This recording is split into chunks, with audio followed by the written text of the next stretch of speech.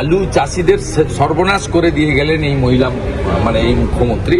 হিন্দু মন্দির বানাক, মুসলমান মসজিদ বানাক, উই হ্যাভ নো অবজেকশন, কিন্তু বাবরের নাম লিখতে দেবো না। বাবর মোগল পাঠানরা ভারতকে লুট করেছে, ধর্ম পরিবর্তন করেছে। একদম সিঙ্গেল পয়েন্ট এজেন্ডা,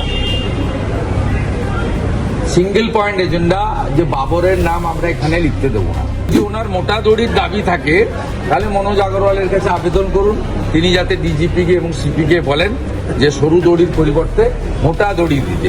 তবে আমাদের কোনো দড়ি লাগে না। আপনি কত কথা বলেছেন, ভেঙে যাবো তো মচকাবো না, এত ভয় পাওয়ার কি আছে? ভালো করে লড়ুন নির্বাচন।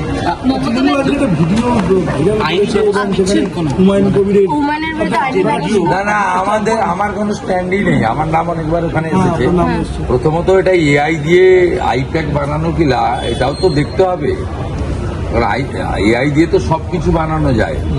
কিন্তু সেখানে মধ্যপ্রদেশের মুখ্যমন্ত্রী, আমার কথা ছেড়ে দেন, মধ্যপ্রদেশের মুখ্যমন্ত্রীর কথা বলা হয়েছে, একবার পিএমের কথা বলা হয়েছে। এই গুরুতর অভিযোগ। হুমায়ুন কবির কি করবেন জানি না। ওনার এটা সেন্ট্রাল ফরেন্সিক ল্যাবে তদন্ত এবং সিবিআই তদন্ত দাবি করা উচিত।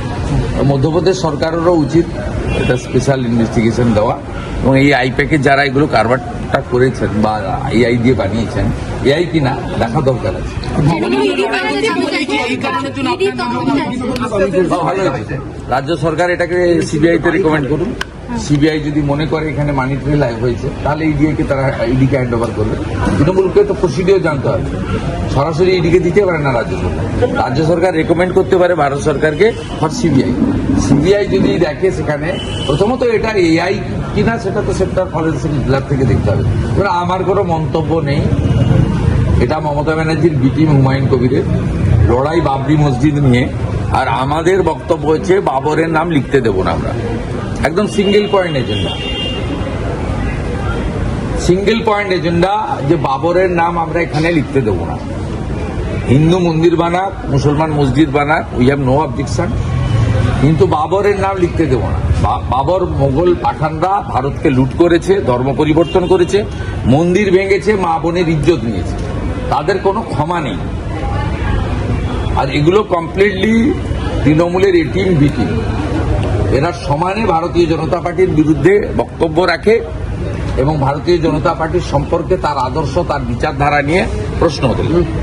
ওরা ওদের নিজেদের মধ্যে লড়াই, আমাদের মধ্যে এর বিষয়ে সময় খরচ ব্যয় করাই উচিত না।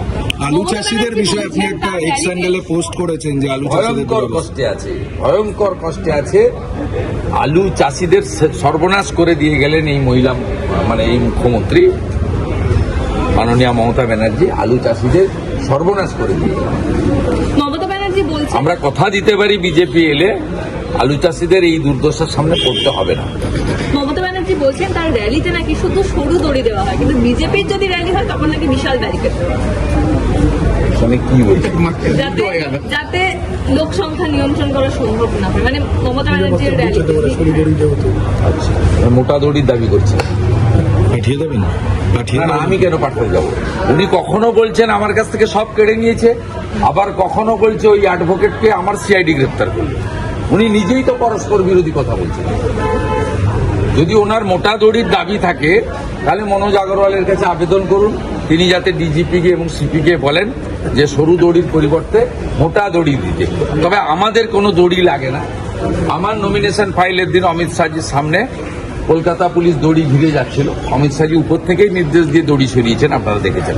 বিজেপির দড়ি টড়ি লাগে না, সরুও লাগে না, মোটাও লাগে না।